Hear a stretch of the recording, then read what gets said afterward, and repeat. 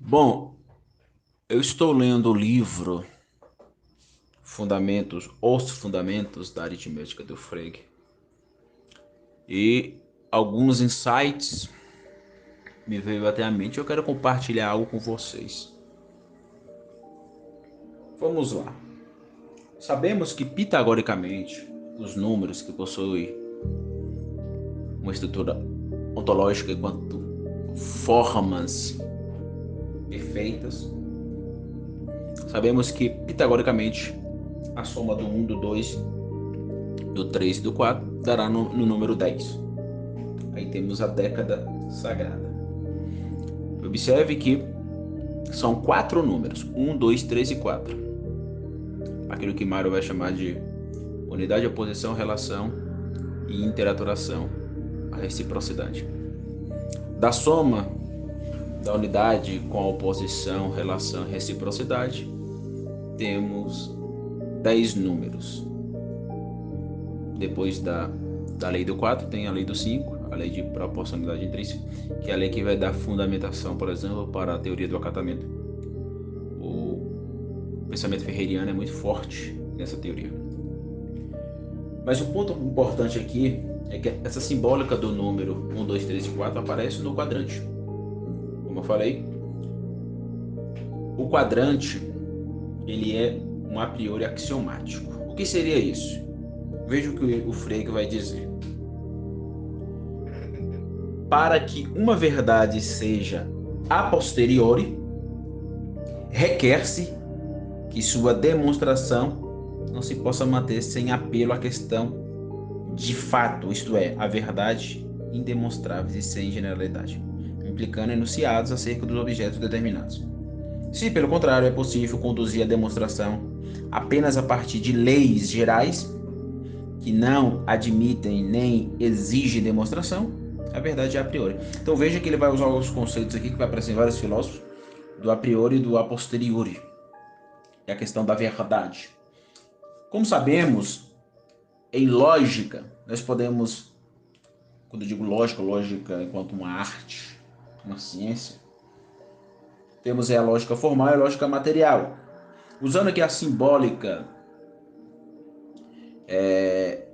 filosófica, ou usando a própria filosofia ferreriana, antinômica, a lógica formal vai trabalhar justamente, aqui eu estou captando aquilo que o Mário chamava de intuição intelectual.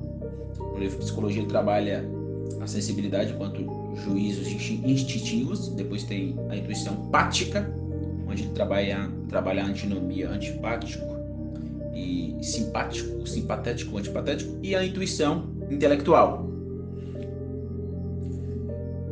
Quando nós observamos a intuição intelectual, nós vamos observar os juízos de existências e os juízos ou os raciocínios operatórios. E que a gente pode usar tanto a lógica formal quanto a lógica material. Então, trabalhando a intuição intelectual e observando a lógica formal, gente, ela vai lidar com a coerência do pensamento e do discurso.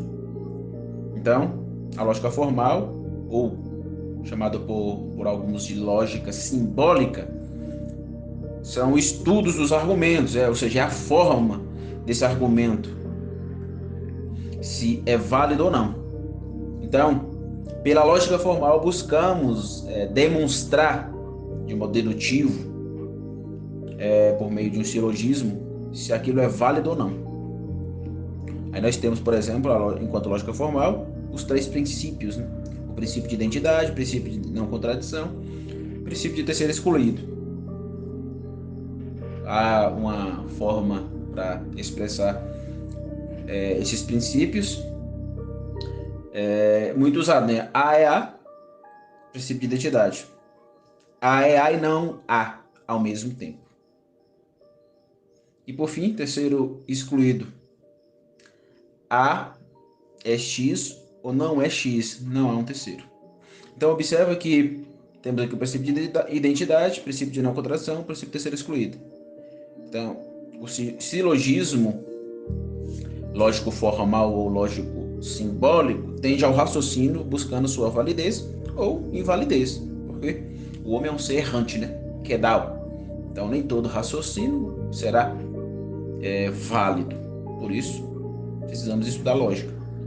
Então, o raciocínio lógico formal, seja ele válido ou inválido, mas enquanto validade busca, aquilo que Leibniz chamava de verdades de raciocínio.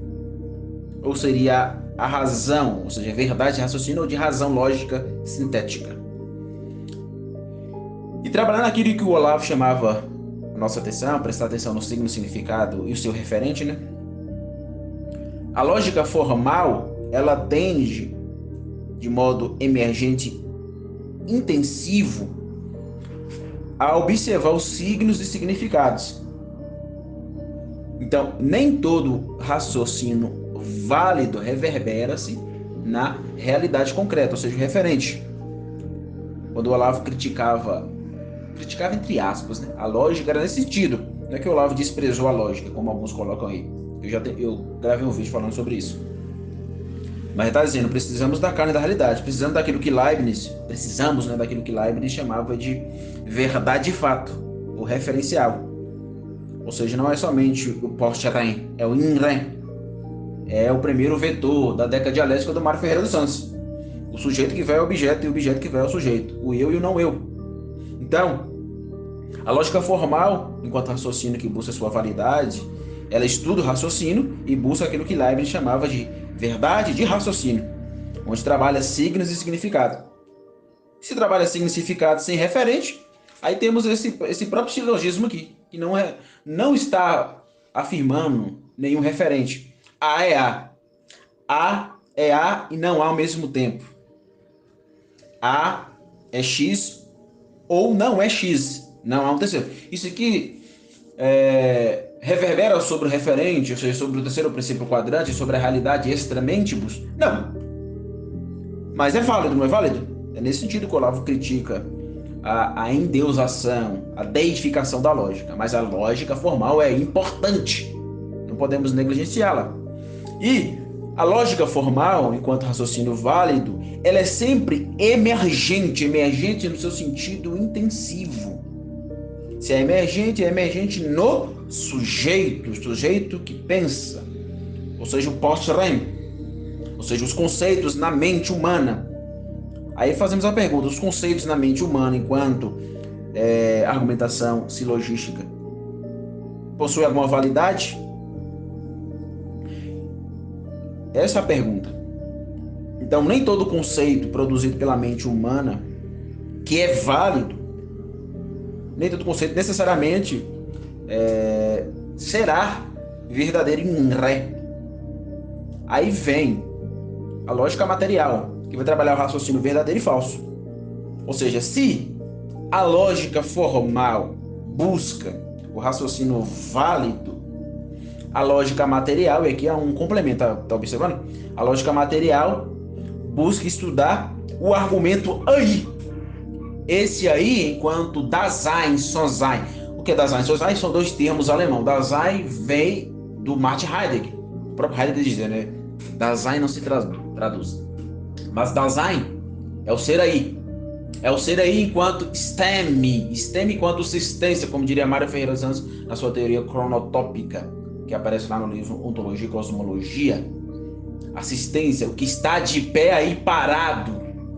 A criação, que possui ato formativo e potência materiável. Ou seja, que gnoseologicamente, de modo fenomenológico, quando minha consciência intencional vai na coisa, percebe logo de primeira a morfé sobre a rilé, vestindo as materialidades compostas aí no mundo. Por isso que há semelhante e dessemelhante, platonicamente falando.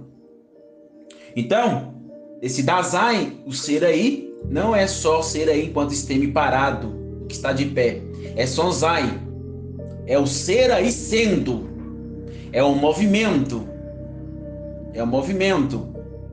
Ou seja, estamos voltando para Heráclito e Parmênides. Não é isso?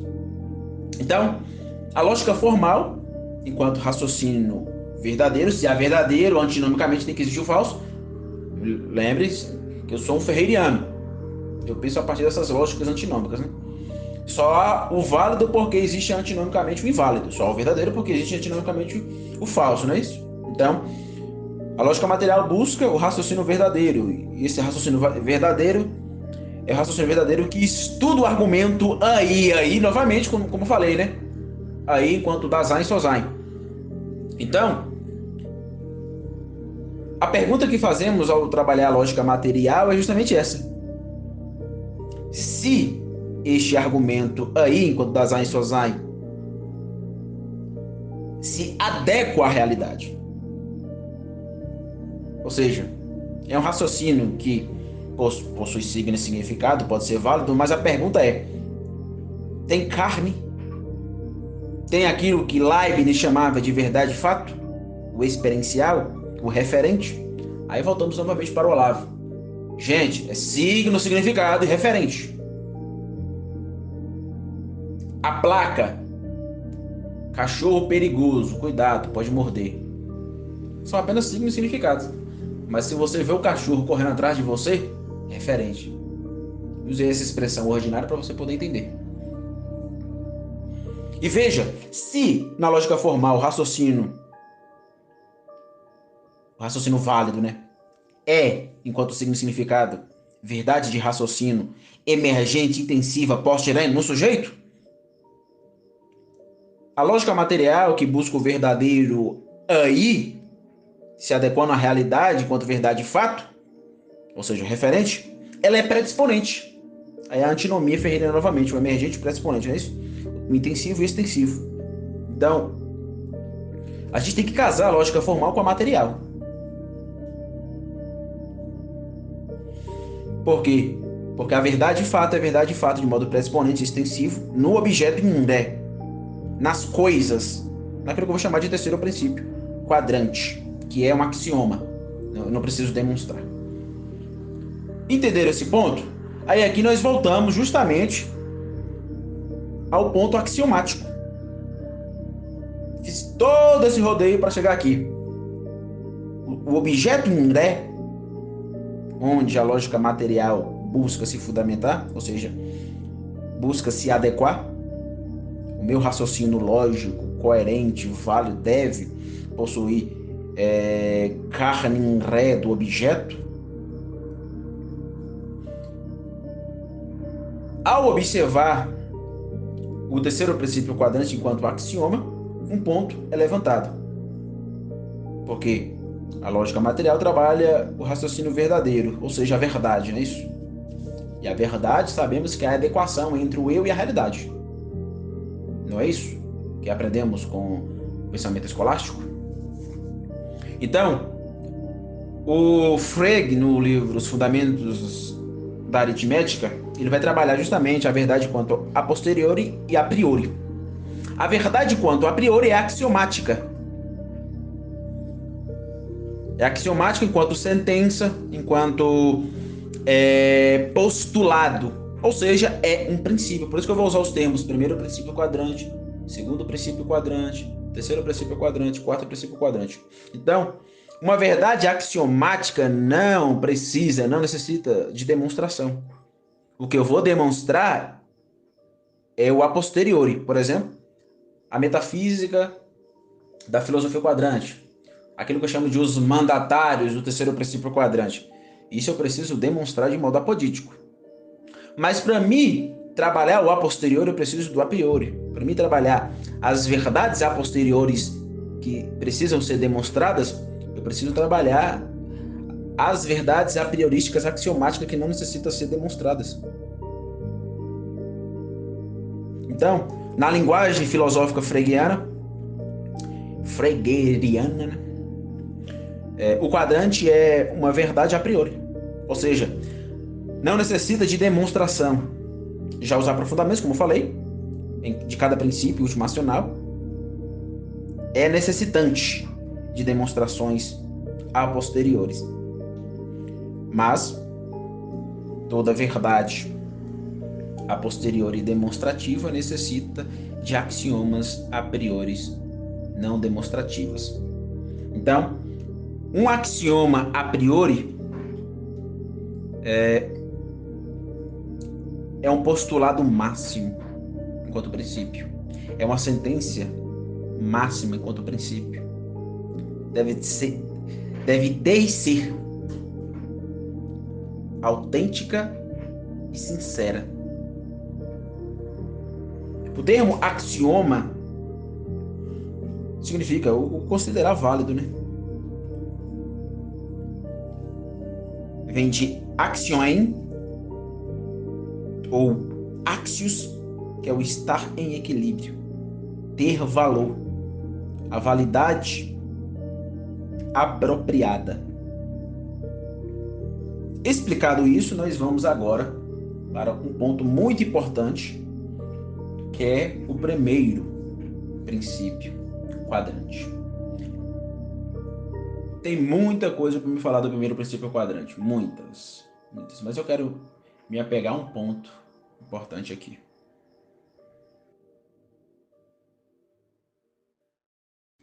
Portanto, o primordial, ele possui alguns princípios básicos, ou seja, o primordial ele é axiomático, ele é gnoseológico, ele é ontológico. Ou seja, não tem como trabalhar axiomas sem o axioma primordial.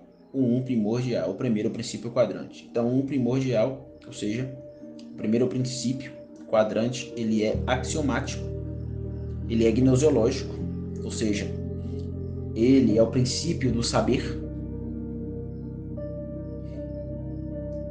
ou seja, ele esgota tudo, diferente do eu e do outro, diferente dos filósofos, dos cientistas. Nenhum sistema de filosofia, nenhuma ciência, ninguém vai esgotar as coisas como Deus a esgota. E temos o princípio básico ontológico, ou seja, o princípio cognoscibilizante, causador das essências do ser. Aquele que, platonicamente, pitagoricamente, podemos falar de esquema. O que é o esquema? É a estrutura ontológica das coisas. Então, o primordial, omniformaticamente, é anipotético. O que é isso? Anipotético. É o princípio formal e supremo causador sem ser causado. É aquilo que os gregos chamavam de o ametabletos. O que é o ametabletos? O ametabletos significa o imutável. O imutável. E aqui vem o ponto. Se ele é o princípio cognoscibilizante, causador das essências do ser, quando nós direcionamos fenomenologicamente a realidade, só o fazemos porque o primordial causou, sem ser causado, claro, né? Causou a realidade, o terceiro princípio quadrante. Por isso, o primordial é o telos supremo e a realidade criacional é o telos principal. Todas as outras finalidades, elas são inferiores, subordinadas e ulteriores. Ou ulterior. Aí vem a simbólica superior do quadrante. E a inferioridade do eu outro. Segundo e quarto princípio quadrante. E aqui vem o tema que eu quero abordar, lendo Frege, que é justamente o tema platônico. Eu chamaria isso de a antinomia da adição e subtração, para além do quantitatismo. Ou seja, a antinomia da adição e subtração enquanto qualidade ontológica. Temos uma antinomia. Na matemática nós vamos encontrar símbolos. O símbolo da adição e da subtração. Esse símbolo só pode ser por causa da filosofia. Vocês sabem disso, né? E aparece em Platão. A adição é uma operação básica da aritmética que representa aqui, gente, concreção. Aí vem o Mário Ferreira dos Santos, né? Crescer com. Esse crescer com só pode ser no quadrante. E crescer com não é só crescer com eu, realidade. Não é só essa dimensão da consciência intencional na coisa. Na verdade, é eu, primeiro princípio, realidade e outro. Tá entendendo? Por isso é o quadrante. Por isso é importante o entendimento do quadrante. Então, a adição é uma operação básica da aritmética que representa a concreção, o crescer com. E analoga-se enquanto concreção com o multiplicante. Crescer com enquanto adição multiplicante. Já antinomicamente tem o seu contrário, que é a subtração.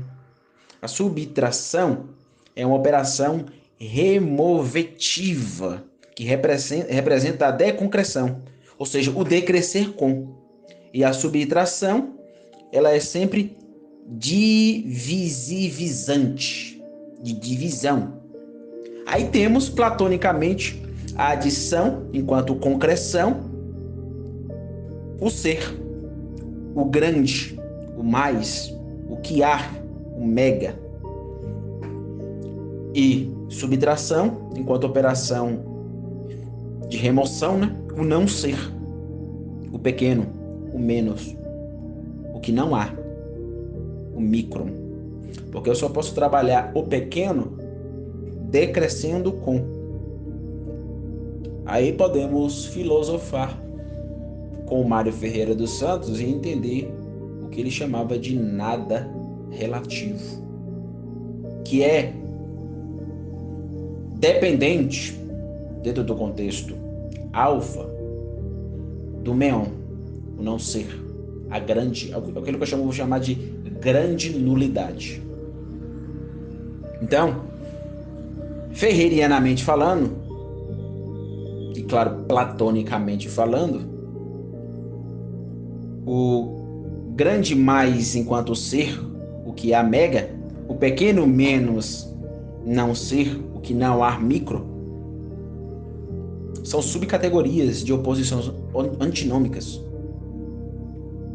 Ou seja, o grande mais, o ser, o que há mega, a adição concrecional, multiplicante, refere-se, como diria Mário Ferreira dos Santos, à máxima determinação e determinabilidade.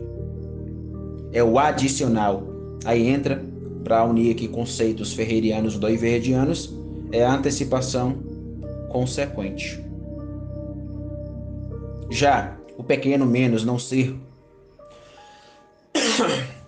o que não há micro, e o que não há aqui não encontro nihilum, porque o nihilo é um absurdo, vocês sabem, né? O nada absoluto é um absurdo.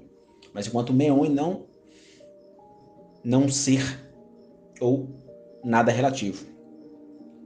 Então, o pequeno menos não ser, o que não há micro, refere-se à mínima determinação e determinabilidade. Seria o diminuicional. Antinomicamente, é o contrário ao adicional. E aqui temos a retrocipação antecedente. O antecipar consequente e o retrocipar antecedente. O consequente só é no antecedente.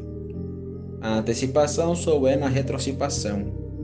O ser só é no não ser. O não ser só é no ser. E eu só posso entender tudo isso aqui se eu partir do um primordial. E partindo do um primordial, nós compreenderemos o uno, a díade indeterminada, que é um tema muito forte, e eu tendo a olhar de modo mais cristianizante para a ideia platônica do uno e a díade, como vocês sabem. Então, qual é o meu ponto aqui? Meu ponto é que não se pode filosofar sem adição e subtração. Claro, eu estou usando os termos aqui, adição e subtração, sem a mente modernista quantificatizante. O quanto. Não estou percebendo a adição e a subtração de modo moderno quanto, mas de modo clássico, metafísico, qualitas. Ou seja, é impossível filosofar sem crescer com e sem decrescer com.